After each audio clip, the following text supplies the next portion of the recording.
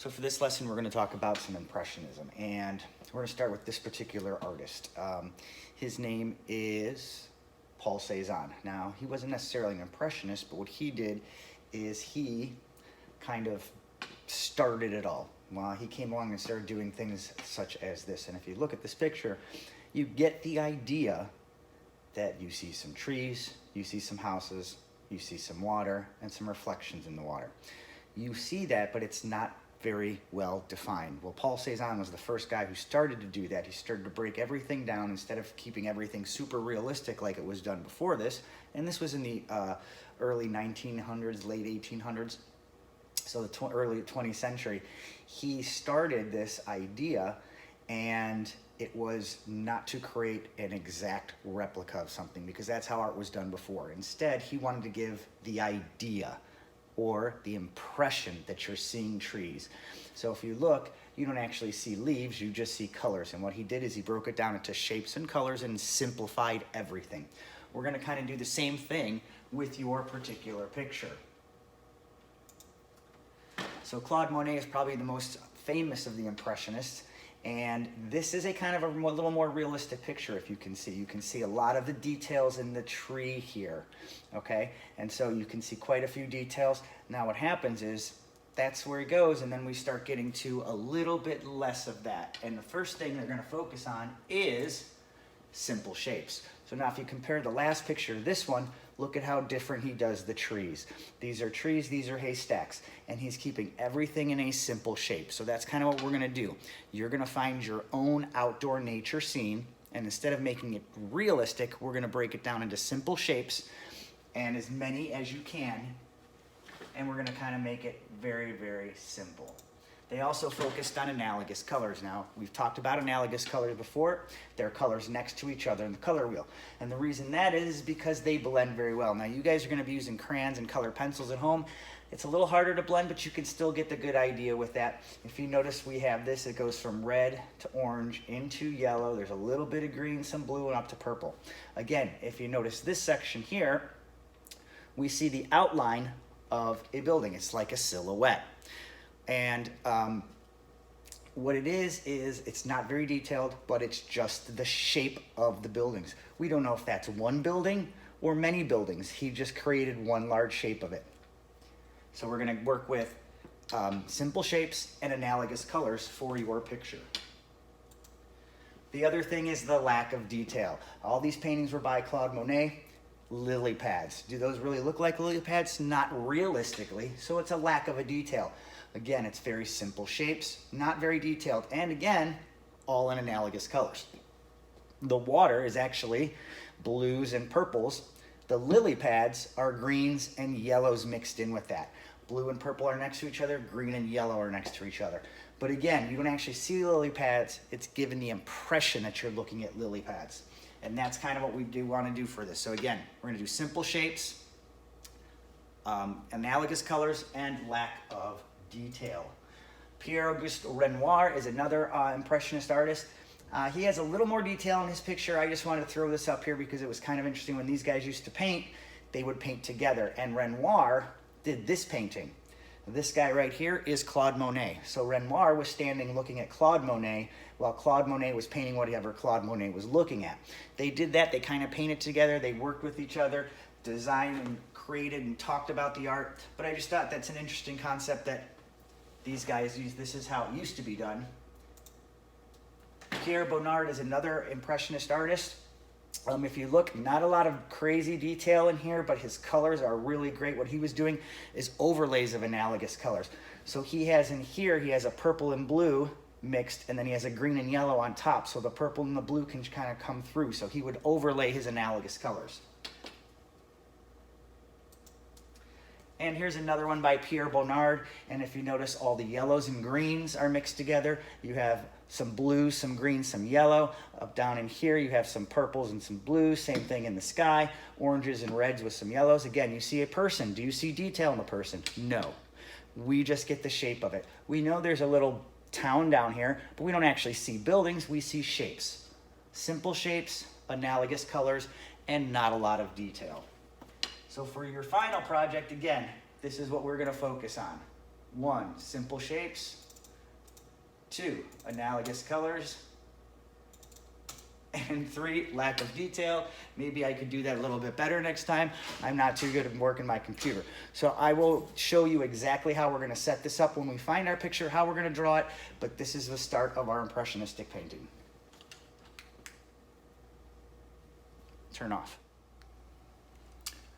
Okay, so we're gonna get our picture ready for our impressionistic nature scene. So what we're gonna do is, obviously, we're gonna type in nature scene. And I'm going to go to images.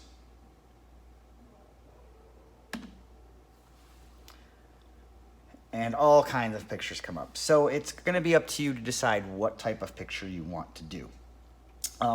Before you choose your picture though, what I want you to do is come in here and we are going to hit the plus sign and we are going to come over to the waffle.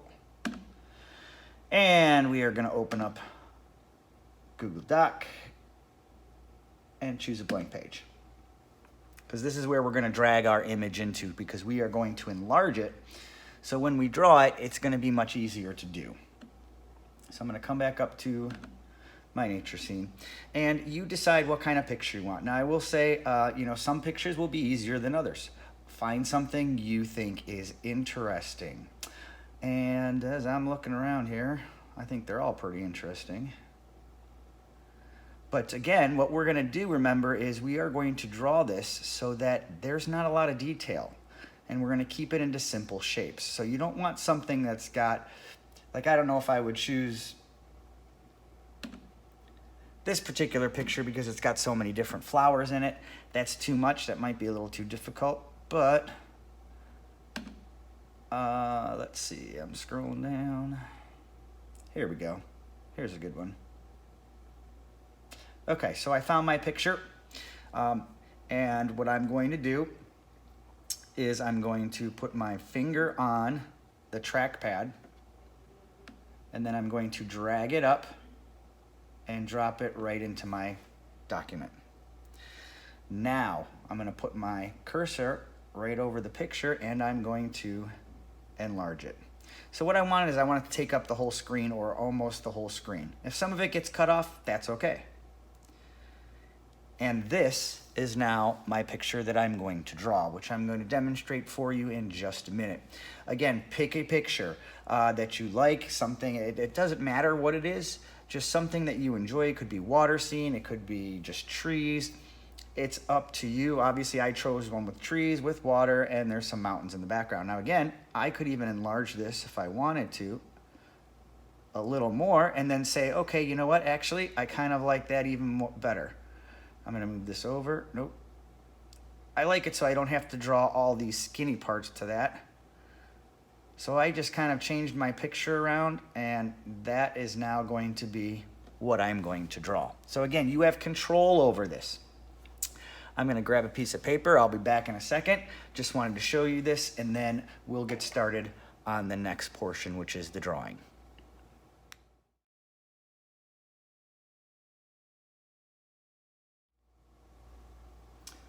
Okay, so here's my paper. Your paper should be going sideways. I don't really know that there's a picture that's going to go up and down. It depends if your picture actually is orientated up and down. So if this picture was going up and down, then you would have your paper going this way. But I think most of the time your paper is going to go sideways. Now, here's what I'm going to try and do. I'm going to try and take what is on this screen and enlarge it onto this piece of paper. What I am not going to do is do a lot of details. A couple things you can do in order to make that happen is I do some measuring. So if I look, and I'm looking at this part of the screen where it's white, and where it's white here, and where it touches the side of the Chromebook. So I'm looking, and that's about, I'm just guesstimating, that's almost halfway. It's actually a little bit above halfway. So that's gonna be my, basically kind of like my horizon line that I'm gonna use as my first drawing tool. So what I'm gonna do is I'm gonna come here on my paper, and again, I'm gonna kind of go, it's not quite half, it's a little bit higher. I'm just gonna put little lines here, little spots. That way I know that's where I'm gonna start my drawing. I've gotta move this over because I'm running out of room. Okay, so now what I'm gonna do is I'm just gonna follow that line, and it's not perfect, but what it does it's got some little bumps. And if I notice, it kind of goes down and has a little bit of a curve, and then it kind of comes up, and it goes up again.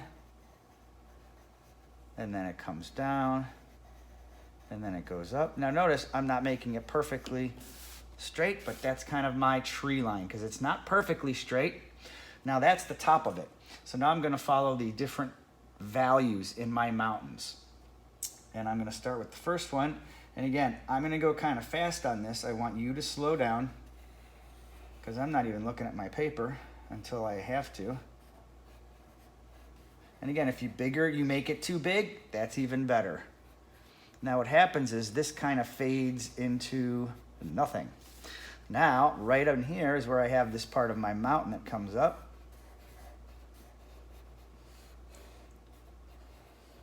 Okay, and my mountain range goes there. I have another mountain part that cuts down and comes right behind this one. And then it comes down into here, and then it cuts up. And again, I'm just following the line of the mountains. And then there's a part in here, which goes there. And there's my mountain range. Now I'm gonna go down to where I see the reflection in the water. And I'm just gonna treat this as a shape again. And what it does is it goes over, and again, I'm just following where the two dark areas, I'm just treating this all as one big shape. Again, I'm just treating things as simple shapes. Now, this is the trees. So I wanna show you the interesting about trees. And I don't know how well you can see my Chromebook image, but you'll see it better once I get this drawn. I am not, let's at least look at this. I'm not gonna try and draw every little leaf or branch. What I'm going to do is treat this as a simple shape. Again, that's the whole thing about it. It was simple shapes and colors and not a lack of detail. So again, I'm just going to simply do this, but how I'm gonna do it is, again, and you don't have to be perfect on this. It's more or less you just kind of following where the shapes are. Now I'm gonna come back and add some more of those branches in there, but right now I'm just following the major part of the trees, and that's it. And again, I'm just going to treat this as a big kind of shape here. And then I have this big tree part in here. And I'm just giving the idea, again, that there's a shape, and then and again, I made this bigger than it needed to be. So part of my tree is gonna be cut off, and that's fine. It's okay. So that's gonna represent my trees. Now I am gonna come back, and there's some parts in here that I'm gonna put some of these lines in. They look like some, I don't know if they're branches, I guess. Yep. All right, and there's a few over here. So I'm gonna that's my finished drawing of my nature scene. I'm gonna put a quick outline on it, and then we're gonna talk about how you're gonna add color. Again, when you're doing this, take your time, but it doesn't have to be exact. Make it big, but treat things as just simple shapes. Make it as easy as you can. Choose a picture you like, and I'll tell you about adding color in just a minute. Okay, so here we go. I have my picture now outlined. I suggest you do the same. Let me turn it, so yeah. That's what it looks like. Now, the color choices. I don't have my computer in front of me because we're not gonna color it like it is. In fact, what I want you to do is you can color it in any way you want. In fact, what I would like you to do is to do color into color, analogous colors. What are analogous colors? Colors next to each other on the color wheel. And for those of you who had me last year, yes, you should know what analogous colors are. Now, unfortunately, I cannot find my color wheels. I have no idea where I put them from last year. I had a whole huge stack, and I have no idea. I can't find them. I just spent 10 minutes looking. I can't find them. So, colors next to each other in the color wheel. If you're unsure of what that is, just look up a color wheel on your Chromebook and you will see.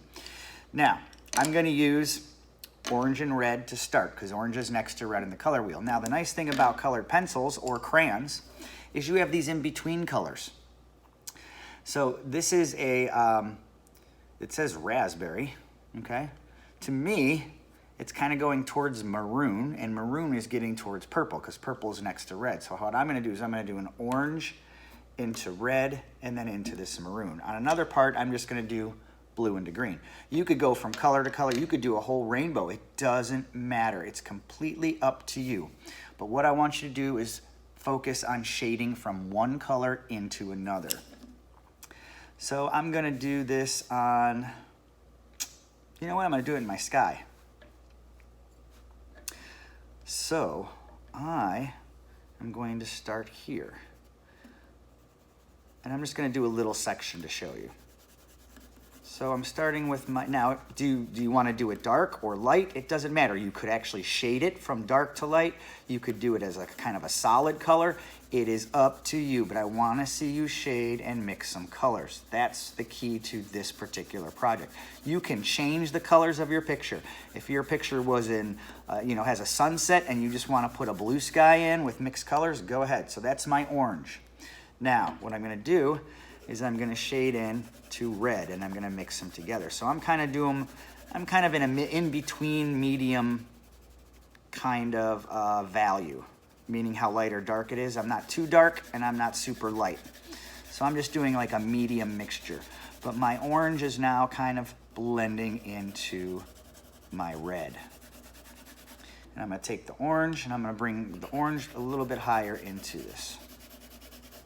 And again, however many colors you want to use, but try and keep them with analogous, especially, you know, when you're mixing them together, because if I was trying to do green into orange, that's not going to work. Now I'm going to take my raspberry color, and see, it's almost got a little purplish to it. And I'm going to bring my raspberry color down into my red.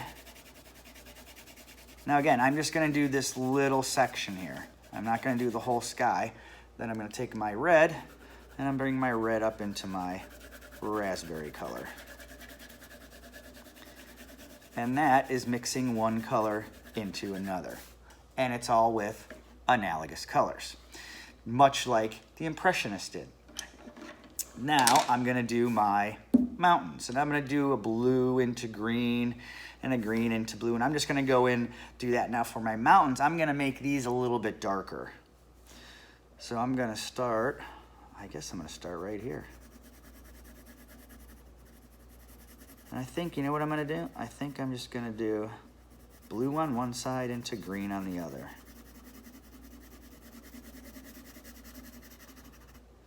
Oh no, you know, we're going to go to blue to a green to a blue to a green. That's, see, just changed my mind. I can do that, because I'm in charge. So again, how you mix them is up to you. So again, so now what I'm doing is I'm going to bring in my green. Now again, if you notice my value, so you do want to consider this, again, contrast. You keep hearing me talk about it over and over. You're probably sick of hearing it. But we do want to consider the contrast. So I want to make sure that my blue and green area is a little bit darker than my orange and red area. And that's all about pressure. It's all about pressure and value. So again, you see where I mixed my blue and my green. And then I just have the green. Now I'm going to come back into the blue. Nope, that's the wrong pencil. There we go. Now you're going to do your entire picture this way. Again, any color combinations you want. By the way, you know, I did not tell you this, but you could use black. You could use black with gray. You can use black with gray or black with brown. I wouldn't necessarily go gray and brown together. They don't work, but you could mix a black into brown. Or again, you can do black and gray. That would be fine, because those are two mixtures that work.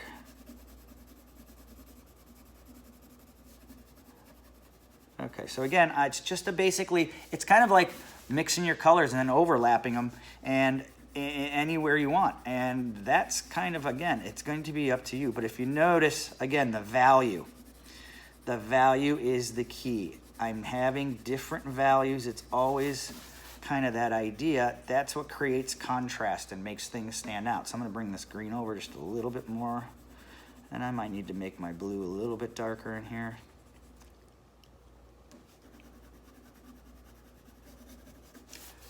And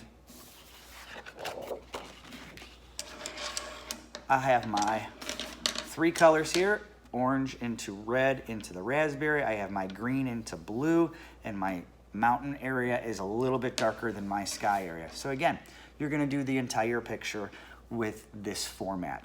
You can change colors as much as you want. You could do everything in different colors. It's up to you. But again, consider that idea of value and having some contrast, and you decide what colors to do. It's your choice. Mixing color into colors. Make sure they're analogous next to each other on the color wheel.